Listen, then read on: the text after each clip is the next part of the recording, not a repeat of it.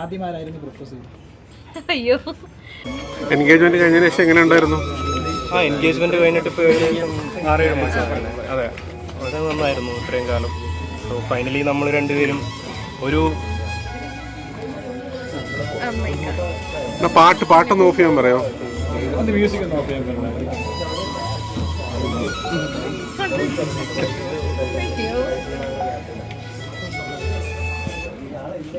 Okay.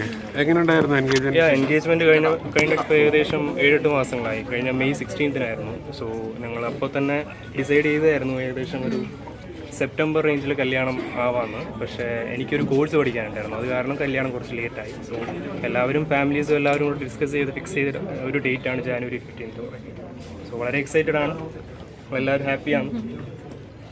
8 വർഷത്തെ പ്രണയം ഭയങ്കര അതെ ബ്രോ, ശരിക്കും ശരിക്കും പ്രണയിച്ചു. അതെ ശരിക്കും പ്രണയിച്ചു.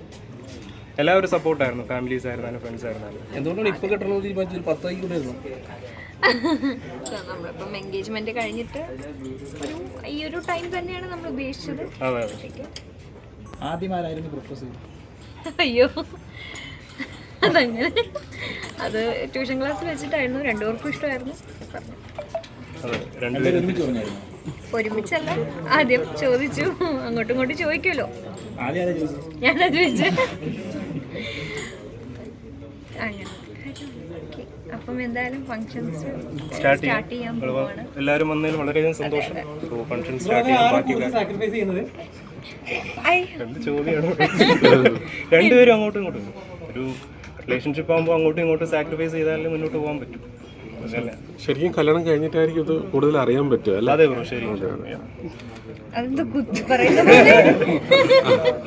അല്ല, ജീവിച്ചു തുടങ്ങുമ്പോഴാണല്ലോ നമുക്ക് കുറച്ചും കൂടെ മനസ്സിലാക്കാൻ പറ്റുന്നത്. പിന്നെ നിങ്ങളിൽ പ്രണയം ഉള്ളത് കൊണ്ട് തന്നെ അഡ്ജസ്റ്റ് ചെയ്യാൻ ഒരുപാട് പറ്റും. ശരിക്കും. അപ്പം എന്തായാലും സ്റ്റാർട്ട് ചെയ്യുക.